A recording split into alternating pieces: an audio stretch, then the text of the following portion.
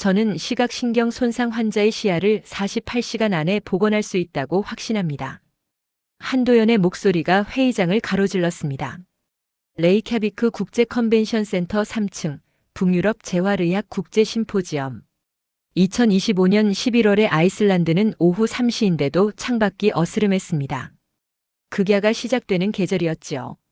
회의장 안은 300여 명의 신경학자들로 가득했고 그들의 시선이 일제히 단상 위 젊은 동양인 연구자에게 쏠렸습니다.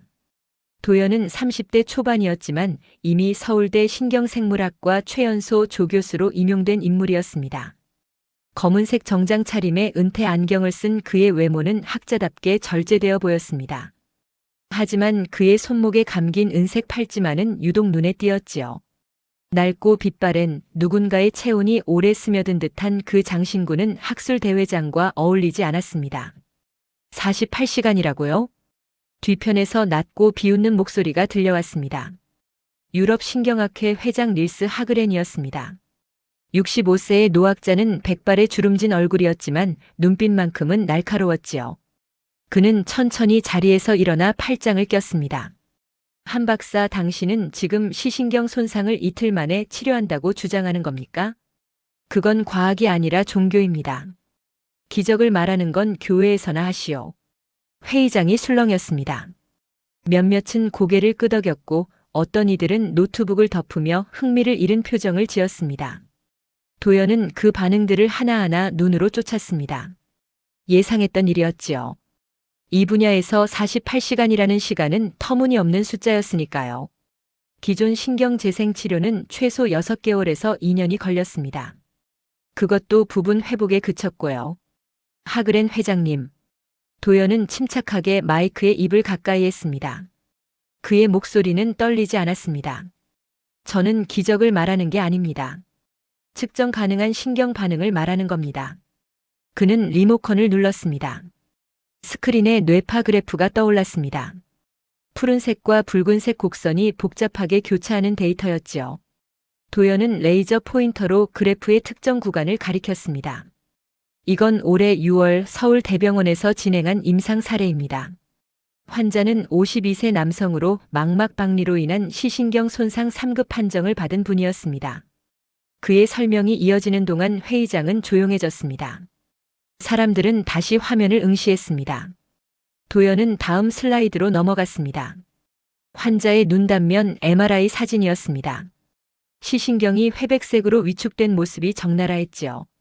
극저온 광전도 자극법을 적용했습니다. 섭씨 영하 2도로 냉각된 미세 전극 패치를 망막에 부착하고 생체빛 파장 480나노미터를 초당 0.3mA의 전류와 동기화시켰습니다. 도연은 말하면서도 자신의 손목을 무의식적으로 만졌습니다. 은색 팔찌가 차가운 감촉을 전했습니다. 그 순간 10년 전 기억이 스쳐 지나갔습니다. 하얀 병실, 산소호흡기 소리, 그리고 어머니의 마지막 말. 보이지 않아도 느끼면 길은 있단다. 어머니는 시각장애인이었습니다. 선천적 시신경 위축으로 태어날 때부터 빛을 보지 못했던 분이었지요. 하지만 그분은 촉각과 청각만으로 세상을 읽었고 도연을 대학까지 보냈습니다. 도연이 신경생물학을 전공하게 된 이유도 그분 때문이었습니다. 12시간 후 환자의 시신경에서 미세 전기 신호가 감지됐습니다. 도연의 목소리가 다시 회의장을 채웠습니다. 스크린에는 시간대별 뇌파 변화 그래프가 펼쳐졌습니다. 12시간, 24시간, 36시간, 48시간. 곡선이 점점 상승했습니다. 48시간째 환자는 0.4의 시력을 회복했습니다. 빛과 그림자를 구분할 수 있게 됐고 3개월 후에는 0.7까지 상승했습니다. 불가능해. 하그렌이 다시 끼어들었습니다. 이번엔 목소리에 분노가 섞여 있었습니다. 그 데이터가 조작되지 않았다는 걸 어떻게 증명하겠소? 시신경 재생은 인류의학의 최대 난제입니다. 당신 혼자 그걸 풀었다고. 도연은 하그렌을 똑바로 바라봤습니다. 회의장의 조명이 그의 안경에 반사되면서 눈빛을 가렸지만 그의 표정은 단호했습니다. 조작이 아니라 재현입니다. 저는 이 치료법을 6명의 환자에게 적용했고 5명이 시력을 회복했습니다. 그럼 1명은 실패했다는 얘기 아닙니까? 하그렌의 추궁에 회의장이 다시 술렁였습니다. 도연은 잠시 입을 다물었습니다. 그의 손이 팔찌를 쥐었습니다. 은빛 금속이 손바닥에 체온을 전했습니다. 네, 한 명은 실패했습니다. 그는 솔직하게 인정했습니다. 72세 여성 환자였습니다. 당뇨 합병증으로 인한 시신경 괴사였고 신경세포의 손상 범위가 84%에 달했습니다. 제 치료법은 최소 15%의 생존 신경세포를 필요로 합니다. 그분은 그 기준에 미치지 못했습니다. 그의 목소리가 낮아졌습니다. 실패는 언제나 아팠습니다. 그 환자는 치료 후 3일째 되는 날 조용히 눈을 감으며 말했습니다. 괜찮아요, 선생님. 선생님 덕분에 마지막까지 희망은 가질 수 있었어요. 그게 바로 문제입니다. 하그렌이 냉소했습니다. 당신은 환자에게 거짓 희망을 판 겁니다. 성공률 83%? 그건 통계적으로 유의미하지 않소. 표본이 너무 적어요. 도연은 고개를 저었습니다. 회장님, 저는 100% 성공을 약속한 적 없습니다. 하지만 0%와 83%는 천지 차이입니다. 지금까지 시신경 손상 환자들에게 주어진 건 0%뿐이었습니다. 그 말에 회의장 곳곳에서 웅성거림이 일었습니다. 몇몇 젊은 연구자들이 고개를 끄덕였습니다. 도연은 마지막 슬라이드를 띄웠습니다. 환자의 회복 후 사진이었습니다. 50대 남성이 안경을 쓰고 신문을 읽고 있는 모습이었지요. 이분은 지금 정상적인 일상을 살고 계십니다. 5개월 전만 해도 안내견 없이는 외출조차 못하셨던 분입니다. 도연은 마이크에서 한 걸음 물러섰습니다. 그리고 정중하게 고개를 숙였습니다. 저는 여러분께 믿음을 강요하지 않겠습니다. 다만 가능성을 보여드리고 싶을 뿐입니다. 감사합니다. 박수가 터져 나왔습니다. 절반쯤 되는 청중이었지만 그 소리는 회의장을 가득 채웠습니다.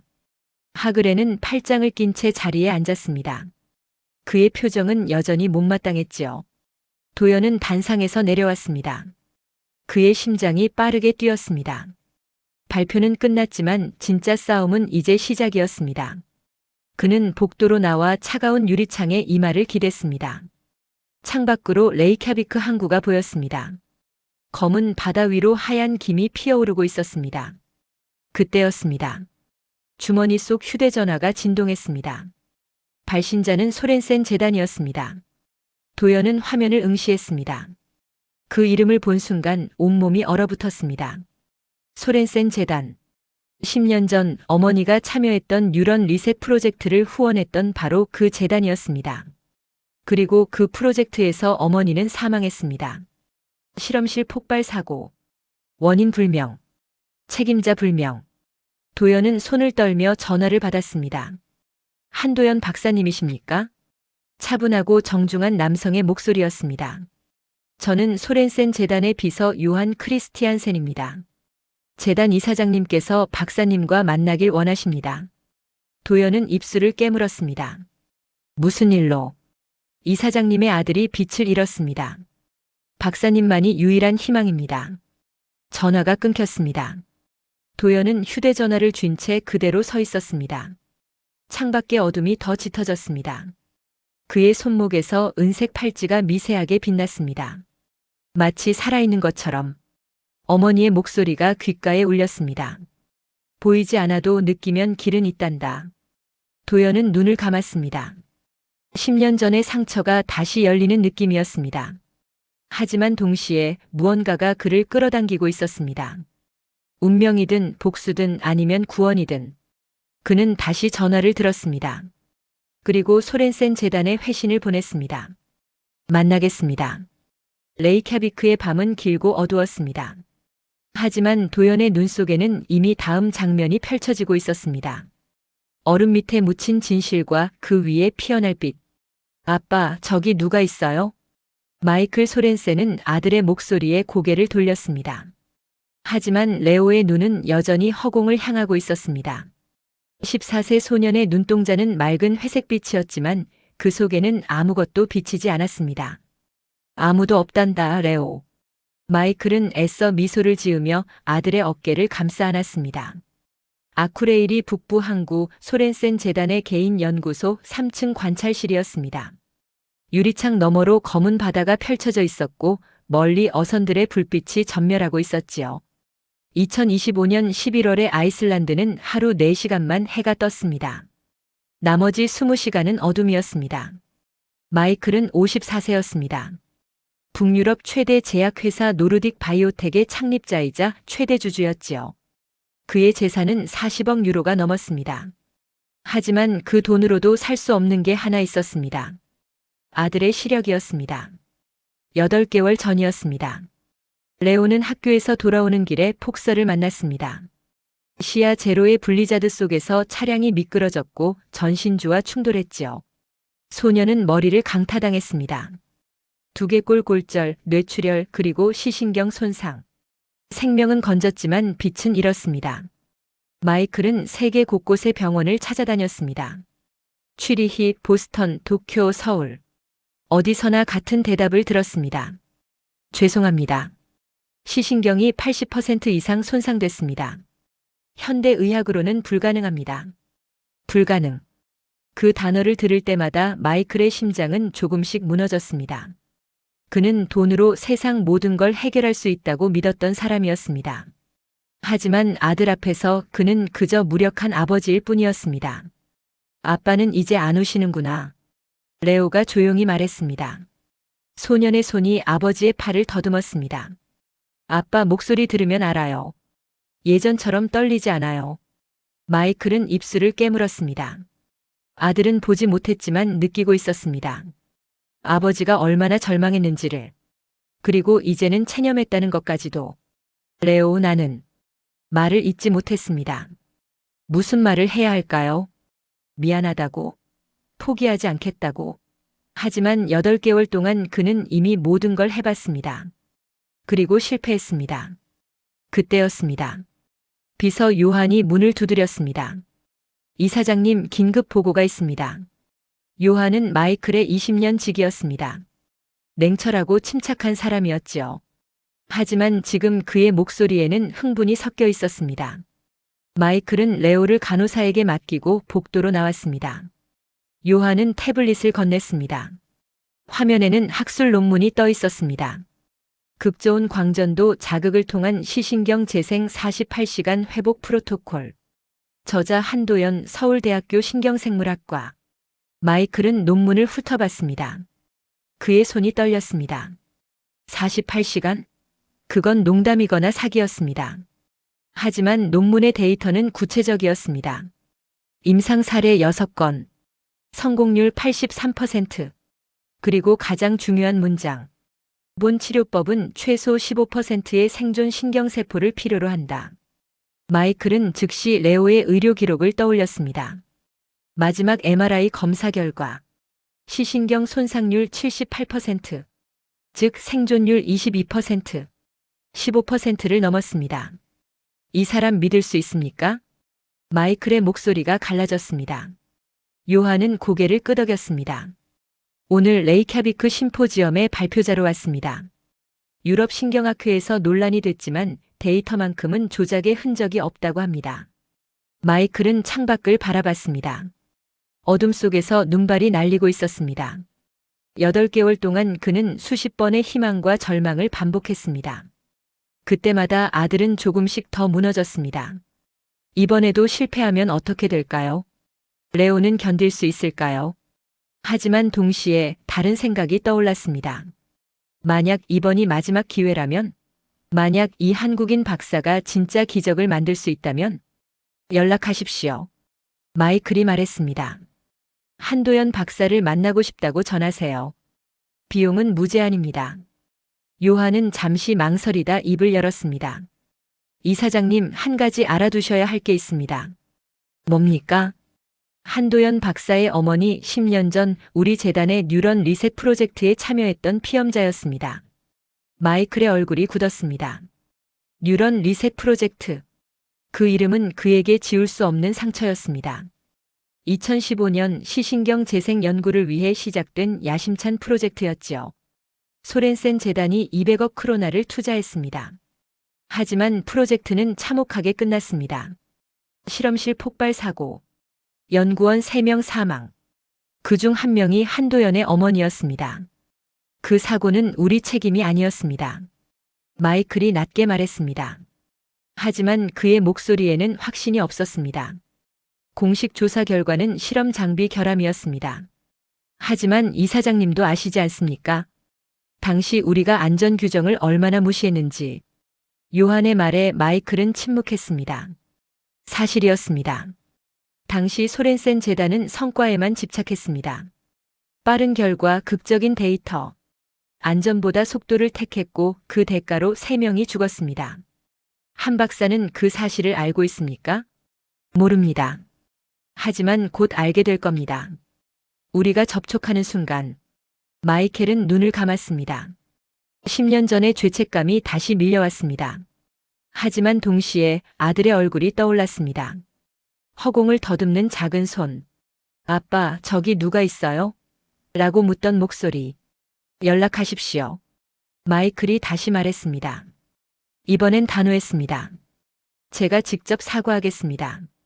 무릎 꿇고 빌겠습니다. 하지만 제 아들을 레오를 살려주십시오. 요한은 고개를 숙이고 물러났습니다. 마이클은 다시 유리창 앞에 섰습니다. 눈보라가 더 거세졌습니다. 어둠 속에서 하얀 눈발만이 춤을 췄습니다. 그는 주머니에서 작은 사진을 꺼냈습니다. 레오가 10살 때 찍은 사진이었습니다. 소녀는 아버지와 함께 오로라를 보러 갔던 날이었지요. 초록빛 하늘 아래서 환하게 웃던 얼굴. 그 눈에는 온 세상의 빛이 담겨 있었습니다. 레오야, 아빠가 꼭 내 눈을 되찾아 줄게. 마이클의 목소리가 떨렸습니다. 유리창에 그의 눈물이 흘러내렸습니다. 창밖의 어둠은 끝이 보이지 않았습니다. 하지만 그는 믿고 싶었습니다. 이 긴 밤이 끝나면 아들이 다시 빛을 볼 수 있을 거라고. 멀리서 레오의 웃음소리가 들려왔습니다. 간호사와 이야기하는 소리였습니다. 마이클은 그 소리를 들으며 다짐했습니다. 이번이 마지막입니다. 이번에는 반드시 성공할 것입니다. 설령 과거의 죄와 마주해야 한다 해도. 도연은 호텔 방 창가에 서서 초대장을 응시하고 있었습니다. 두꺼운 크림색 용지에 금박으로 새겨진 문구였습니다. 소렌센 재단 이사장 마이클 소렌센이 한도연 박사님을 정중히 초대합니다. 초대장은 새벽 6시에 호텔 프런트를 통해 전달됐습니다. 검은색 봉투 안에는 초대장과 함께 작은 메모가 들어 있었지요. 제 아들에게 빛을 돌려주십시오. 조건은 박사님이 제시하십시오. 도연의 손이 떨렸습니다. 소렌센이라는 이름을 본 순간 10년 전 기억이 쏟아져 들어왔습니다. 어머니의 마지막 모습, 산소 호흡기에 연결된 채 누워 계시던 그 작은 몸, 그리고 병실 문 밖에서 들렸던 대화. 소렌센 재단 측은 어떤 입장입니까? 책임 회피입니다. 실험 장비 결함이라고만 주장하고 있습니다. 유족 보상은요? 최소한으로 처리하겠다고 합니다. 법적 책임이 없다는 게 그쪽 입장입니다. 당시 20살이던 도연은 그 대화를 듣고 주먹을 쥐었습니다. 어머니는 단순히 실험에 참여한 게 아니었습니다. 선천적 시각장애인이었던 어머니는 뉴런 리셋 프로젝트의 핵심 피험자였습니다. 시신경이 없는 상태에서 인공신경을 이식하는 실험이었지요. 성공하면 전 세계 시각장애인들에게 희망이 될 연구였습니다. 하지만 프로젝트는 참혹하게 끝났습니다. 2015년 3월 17일 실험실 전기 과부하로 인한 폭발. 연구원 3명이 그 자리에서 사망했습니다. 어머니도 그중 한 분이었습니다. 도연은 그날 이후 신경생물학을 전공하기로 결심했습니다. 어머니가 못 이룬 꿈을 자신이 완성하겠다고. 하지만 동시에 소렌센 재단에 대한 분노도 키워왔습니다. 어머니. 도연은 손목에 은색 팔찌를 만졌습니다. 차가운 금속이 체온을 전했습니다. 이 팔찌는 어머니가 마지막 순간 그의 손에 쥐어준 것이었습니다. 도연아, 너는 분노하지 마라. 빛은 미움에서 오지 않는단다. 어머니의 마지막 말이었습니다. 도연은 그 말의 의미를 지금도 완전히 이해하지 못했습니다.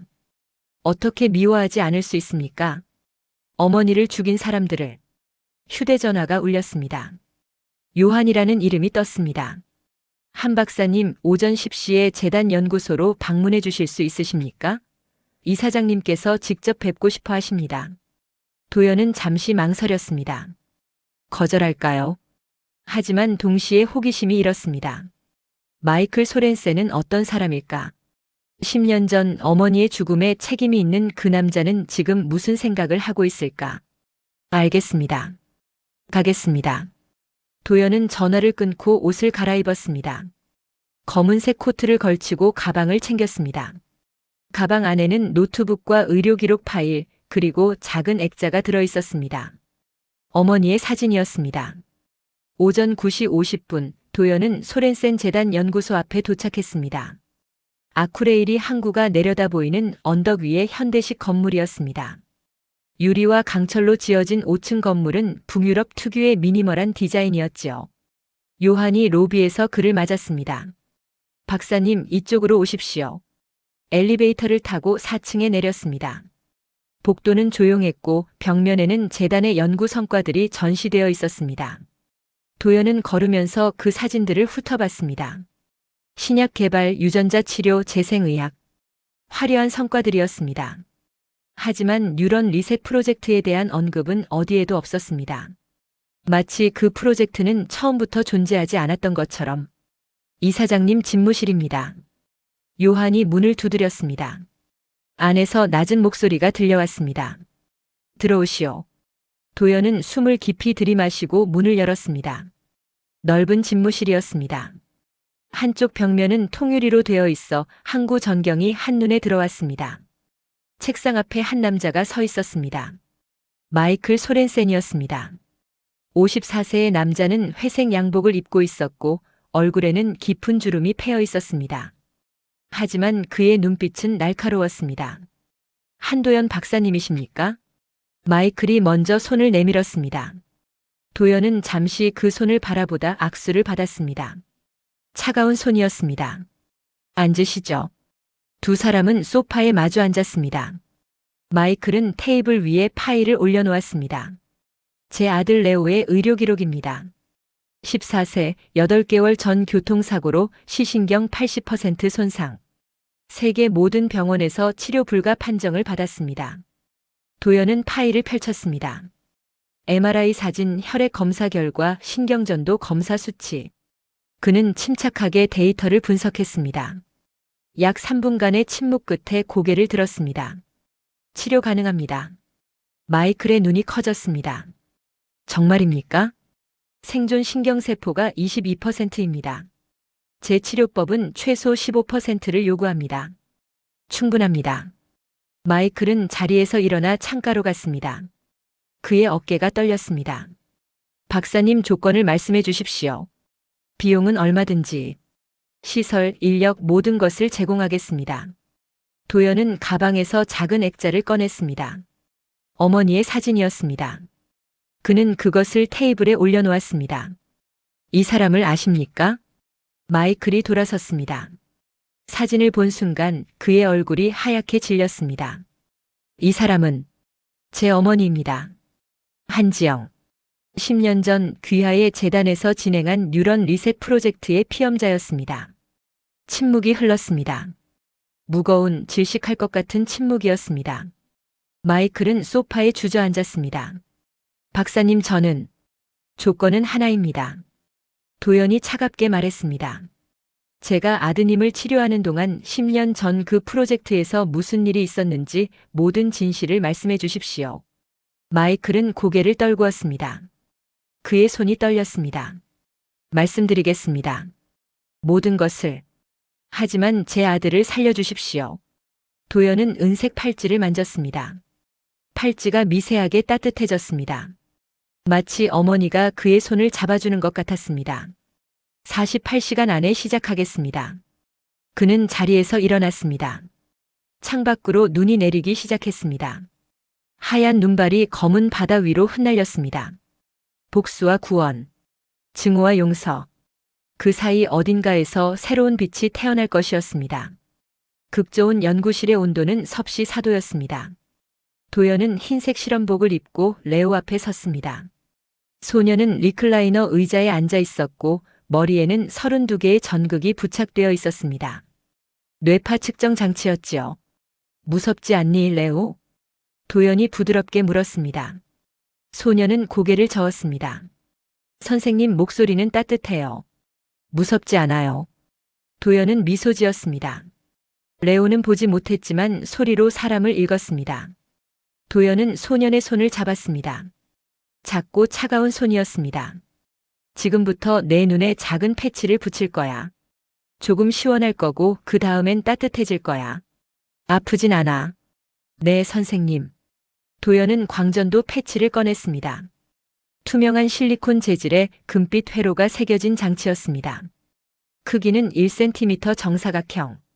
이 작은 장치 안에 48개의 미세 전극과 생체빛 발생칩이 들어 있었습니다. 눈을 감아줄래? 레오가 눈을 감았습니다. 도연은 조심스럽게 패치를 소년의 눈꺼풀 위에 부착했습니다. 양쪽 눈에 각각 하나씩. 패치가 피부에 닿자 미세하게 빛났습니다. 유리창 너머에서 마이클이 지켜보고 있었습니다.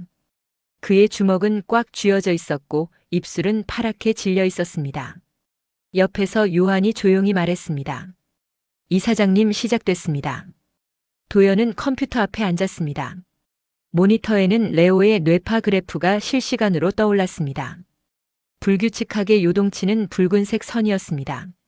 시신경 손상 환자 특유의 패턴이었지요. 레오, 지금부터 빛을 느껴보렴. 눈으로 보는 게 아니라 마음으로 느끼는 거야. 도연이 말하며 장치를 작동시켰습니다.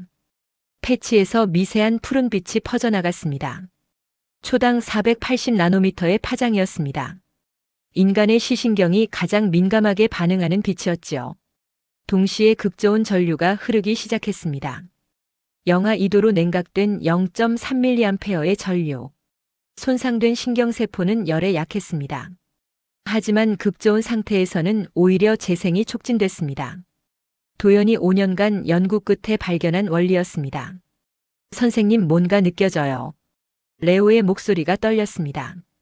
차가운데 동시에 따뜻해요. 이상해요. 맞아, 레오.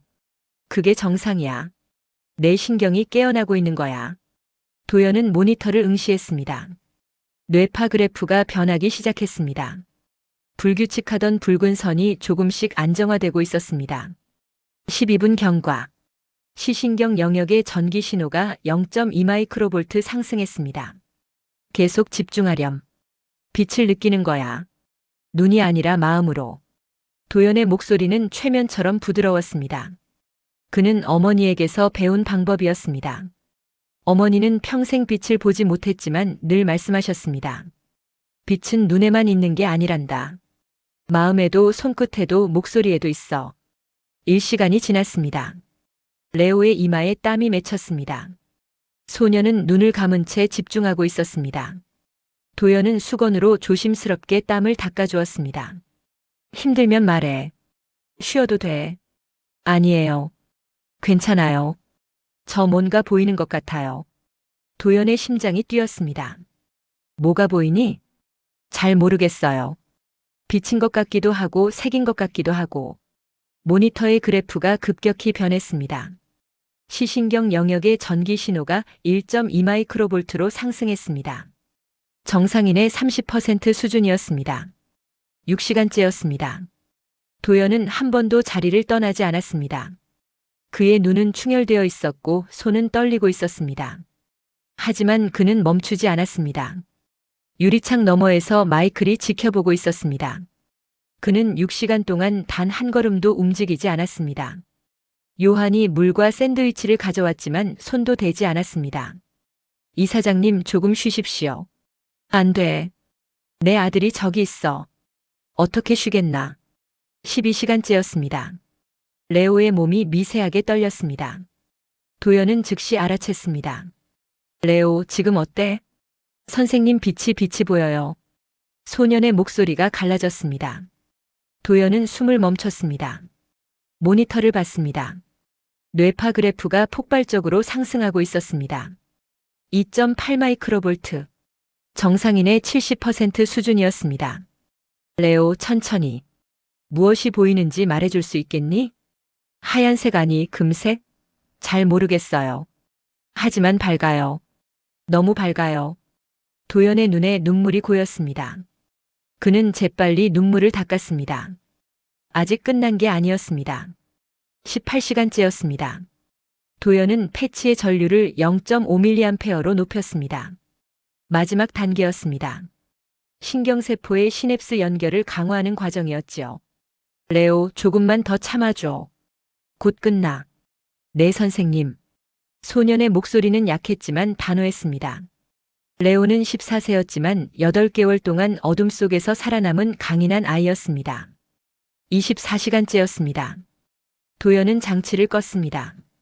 패치의 빛이 사라졌습니다. 연구실이 조용해졌습니다. 오직 레오의 숨소리만 들렸습니다. 레오, 눈을 떠볼래? 도연이 속삭였습니다. 소년은 천천히 눈을 떴습니다. 그리고 멈췄습니다. 선생님. 레오의 눈동자가 도연을 향했습니다. 처음으로. 8개월 만에 처음으로 소년의 눈이 누군가를 보고 있었습니다. 선생님 얼굴이 보여요. 유리창이 와장창 깨지는 소리가 들렸습니다. 마이클이 연구실로 뛰어들어왔습니다. 그는 아들에게 달려가 껴안았습니다. 레오, 레오야. 아빠 얼굴이 보여요. 정말 보여요. 부자가 울부짖었습니다. 도연은 한 걸음 물러서서 그 광경을 지켜봤습니다. 그의 손목에서 은색 팔찌가 따뜻하게 빛났습니다. 어머니 봤죠? 빛이 돌아왔어요. 도연의 눈에서 눈물이 흘러내렸습니다. 하지만 그것은 슬픔의 눈물이 아니었습니다. 10년 만에 처음으로 도연은 평화를 느꼈습니다. 창밖으로 오로라가 피어오르고 있었습니다. 초록빛과 보라빛이 하늘을 물들였습니다. 레오가 창문을 가리켰습니다. 저게 뭐예요? 오로라야, 레오. 북극의 빛이지. 레오는 오로라를 바라보며 울었습니다. 세상에서 가장 아름다운 두 번째 빛이었습니다. 48시간이 지났습니다. 레오는 병실 창가에 서서 밖을 내다보고 있었습니다. 눈이 내리고 있었습니다. 하얀 눈송이가 유리창에 부딪혀 녹아내렸습니다. 아빠, 저기 눈이 내려요. 레오의 목소리에는 경이로움이 가득했습니다. 마이클은 아들의 어깨에 손을 얹었습니다. 그의 눈에서 또다시 눈물이 흘렀습니다. 지난 이틀 동안 마이클은 셀 수 없이 울었습니다. 그래, 레오. 눈이 오고 있구나. 아빠도 보여요? 응, 아빠도 보여. 부자는 나란히 서서 눈을 바라봤습니다. 8개월 만에 함께 본 풍경이었습니다. 마이클은 이 순간이 꿈인지 현실인지 구분할 수 없었습니다. 병실 문이 열렸습니다. 도연이 들어왔습니다. 그는 여전히 흰색 실험복을 입고 있었고 손에는 노트북을 들고 있었습니다. 레오, 오늘 기분은 어때? 선생님, 눈이 와요. 너무 예뻐요. 레오가 환하게 웃었습니다. 도연도 미소 지었습니다. 하지만 그의 눈빛은 여전히 무거웠습니다. 레오, 간호사 선생님이 간식을 준비하셨대. 잠깐 다녀올래? 네. 레오가 병실을 나갔습니다. 문이 닫히자 실내가 조용해졌습니다. 도연은 마이클을 바라봤습니다. 이사장님 약속하셨습니다. 마이클은 고개를 끄덕였습니다. 그는 소파에 앉으며 깊은 한숨을 내쉬었습니다. 무엇을 알고 싶으십니까? 10년 전 어머니가 왜 돌아가셨는지, 그리고 재단이 왜 책임을 회피했는지. 도연의 목소리는 차가웠습니다. 마이클은 눈을 감았습니다. 10년간 묻어두었던 기억이 되살아났습니다. 2015년 3월 17일이었습니다. 마이클이 입을 열었습니다. 뉴런 리셋 프로젝트는 제가 직접 기획한 연구였습니다. 시신경 재생. 전 세계 시각장애인들에게 희망을 주는 프로젝트였지요. 저는 성과에 집착했습니다. 그의 목소리가 떨렸습니다. 연구팀이 안전성 검사를 더 해야 한다고 말했습니다. 하지만 저는 거부했습니다. 경쟁사가 비슷한 연구를 진행 중이었거든요. 저는 먼저 성과를 내고 싶었습니다. 그래서 안전 규정을 무시하고 실험을 강행했습니다. 도연의 주먹이 쥐어졌습니다. 그래서 폭발 사고가 일어난 겁니까? 네. 마이클은 고개를 숙였습니다. 전기 시스템이 과부하를 견디지 못했습니다. 실험실에 있던 세 분이 그 자리에서 돌아가셨습니다. 한지영 박사님도 그중 한 분이셨습니다. 침묵이 흘렀습니다. 도연은 창밖을 바라봤습니다. 눈은 여전히 내리고 있었습니다. 하지만 그의 눈에는 그 아름다움이 보이지 않았습니다. 왜 책임지지 않으셨습니까? 두려웠습니다. 마이클의 목소리는 떨렸습니다. 저는 비겁한 인간입니다, 박사님. 제가 책임을 인정하면 재단이 무너질 거라고 생각했습니다. 수백 명의 직원이 일자리를 잃을 거라고. 그래서 변호사들을 동원해 책임을 회피했습니다. 장비 결함이라고 주장했습니다. 도연은 가방에서 작은 봉투를 꺼냈습니다. 낡은 갈색 봉투였습니다. 그는 그것을 마이클에게 내밀었습니다. 이게 뭡니까? 어머니가 돌아가시기 전에 제게 남긴 편지입니다. 10년 동안 한 번도 열어보지 못했습니다. 오늘 아침에야 읽었습니다. 마이클은 봉투를 받았습니다. 떨리는 손으로 편지를 꺼냈습니다. 어머니의 손글씨였습니다. 도연아, 만약 내가 돌아가면 이 편지를 읽게 되겠구나. 너무 슬퍼하지 마라. 나는 이 실험을 자원했단다. 내가 보지 못한 빛을 다른 사람들이 볼 수 있게 되기를 바랐어. 그게 내 꿈이었단다. 만약 실패해도 누구도 원망하지 마라. 과학은 실패를 통해 배우는 거니까. 너는 분노하지 말고 빛을 만드는 사람이 되렴. 미움에서는 빛이 나오지 않는단다. 마이클은 편지를 읽고 주저앉았습니다. 그의 어깨가 흔들렸습니다. 박사님, 저는 용서받을 자격이 없습니다. 도연은 한참 동안 아무 말도 하지 않았습니다. 그는 손목에 은색 팔찌를 만졌습니다. 팔찌가 따뜻했습니다. 마치 어머니가 그의 손을 잡아주는 것 같았습니다. 이사장님. 도연이 조용히 말했습니다. 저는 10년 동안 당신을 미워했습니다. 밤마다 복수를 꿈꿨습니다. 하지만 레오를 치료하면서 깨달았습니다. 무엇을요? 어머니는 빛을 만들고 싶어 하셨습니다. 미움을 만드는 게 아니라. 저도 그래야 한다는 걸 알았습니다. 도연은 마이클에게 손을 내밀었습니다. 용서는 당신을 위한 게 아닙니다. 저를 위한 겁니다. 저는 더 이상 증오 속에서 살고 싶지 않습니다. 마이클은 도연의 손을 잡았습니다. 두 사람의 손이 맞닿았습니다. 그 순간 마이클은 10년간 짊어졌던 죄책감이 조금 가벼워지는 걸 느꼈습니다. 박사님, 감사합니다. 그리고 정말 죄송합니다. 어머니의 연구는 오늘 완성됐습니다. 도연이 말했습니다. 레오가 빛을 되찾았습니다. 이제 이 치료법을 전 세계에 공개하겠습니다. 더 이상 시신경 손상 환자들이 어둠 속에서 살지 않도록. 마이클은 고개를 끄덕였습니다. 재단의 모든 자원을 제공하겠습니다. 연구비, 시설, 인력. 무엇이든. 한 가지 조건이 있습니다. 말씀하십시오. 이 치료법의 이름을 한지영 프로토콜이라고 부르겠습니다. 어머니의 이름으로. 마이클의 눈에서 눈물이 흘렀습니다. 당연히 그래야 합니다. 한지영 박사님의 희생이 있었기에 오늘이 있는 겁니다. 병실 문이 열렸습니다. 레오가 들어왔습니다. 소녀는 손에 초콜릿을 들고 있었습니다. 선생님, 이거 드세요. 간호사 선생님이 주셨어요. 레오가 환하게 웃었습니다. 도연은 초콜릿을 받으며 소년의 머리를 쓰다듬었습니다. 고마워, 레오. 너는 정말 착한 아이구나. 선생님 덕분이에요. 저 이제 세상이 보여요. 도연은 창가로 걸어갔습니다. 눈은 멈췄고 구름 사이로 햇빛이 비치고 있었습니다. 북극의 짧은 낮이었습니다. 도연은 은색 팔찌를 벗어 손바닥에 올려놓았습니다. 어머니, 이제 괜찮죠? 저는 빛을 만드는 사람이 됐어요. 팔찌가 햇빛을 받아 반짝였습니다. 도연은 그것을 다시 손목에 채웠습니다. 이제는 무겁지 않았습니다. 오히려 가벼웠습니다. 저녁이었습니다. 도연은 호텔 방으로 돌아왔습니다. 그는 노트북을 열고 연구일지 마지막 페이지에 문장을 입력했습니다. 2025년 11월 10일 레이캬비크 한지영 프로토콜 첫 번째 완전 성공. 환자 레오 소렌센 시력 0.8 회복. 48시간 치료 완료. 보이지 않던 빛은 용서로 되살아났다. 실험 종료. 어머니 사랑합니다. 도연은 노트북을 덮었습니다. 창밖으로 다시 오로라가 피어오르고 있었습니다.